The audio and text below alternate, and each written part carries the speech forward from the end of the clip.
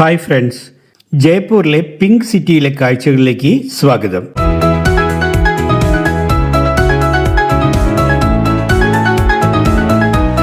ഇന്ത്യയുടെ സാംസ്കാരിക പൈതൃകത്തിന്റെ കവാടം എന്നറിയപ്പെടുന്ന രാജസ്ഥാന്റെ തലസ്ഥാനമായ ജയ്പൂർ അതിന്റെ ചുവപ്പും പിങ്കും കലർന്ന നിറത്താൽ ലോകമെമ്പാടും പിങ്ക് സിറ്റി എന്ന പേരിൽ പ്രശസ്തമാണ്.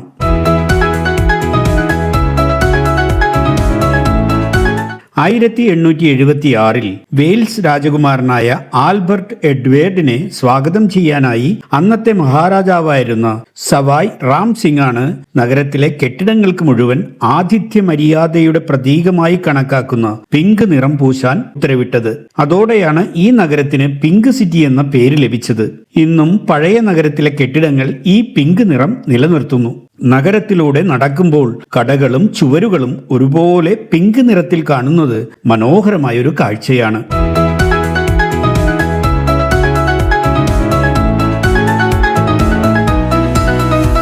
പിങ്ക് സിറ്റിയിലെ ഏറ്റവും ശ്രദ്ധേയമായ നിർമ്മിതികളിൽ ഒന്നാണ് ഹവ്വ മഹൽ. കാറ്റുകളുടെ കൊട്ടാരം എന്നാണ് ഈ വാക്കിനർത്ഥം. 1799 മഹാരാജ സവായ് പ്രതാപ് സിംഗ് തിരക്കേറിയ ഒരു തെരുവിന്റെ ഓരത്താണ് ഈ കൊട്ടാരം പണികഴിപ്പിച്ചത്.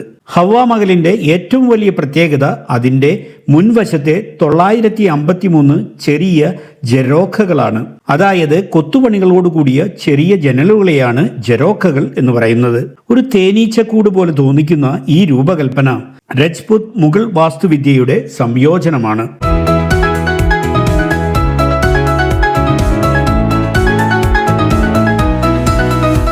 രാജകുടുംബത്തിലെ സ്ത്രീകൾക്ക് പുറത്തുള്ള തിരക്കുകളും ഉത്സവങ്ങളും ശ്രദ്ധിക്കാനും എന്നാൽ അവരെ ആരും കാണാതിരിക്കാനും വേണ്ടിയാണ് ഇത്തരം ജനലുകൾ നിർമ്മിച്ചത്. ഈ ചെറിയ ജനലിൽ കൂടി കൊട്ടാരത്തിനുള്ളിൽ എപ്പോഴും തണുത്ത കാറ്റ് ലഭിക്കുന്നു. അതുകൊണ്ടാണ് ഇതിനെ കാറ്റുകളുടെ കൊട്ടാരം എന്ന് വിളിക്കുന്നത്.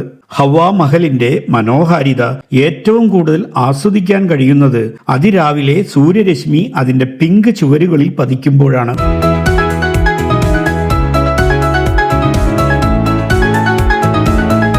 ഹവ്വ മഹലും പിങ്ക് സിറ്റിയും ചരിത്രത്തിന്റെയും വാസ്തുവിദ്യയുടെയും വർണ്ണങ്ങളുടെയും ഒരു മാന്ത്രിക ലോകമാണ് സന്ദർശകർക്ക് സമ്മാനിക്കുന്നത്.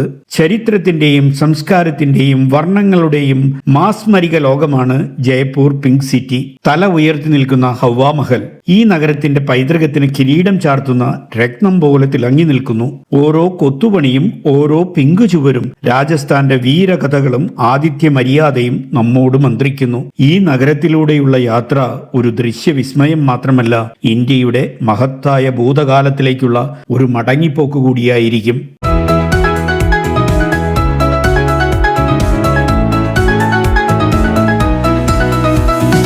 മറ്റൊരു പുത്തൻ വീഡിയോയുമായി നമുക്ക് വീണ്ടും കാണാം. അതുവരേക്കും സിൽസ് സഞ്ചാരിയുടെ നല്ല നമസ്കാരം. Good bye.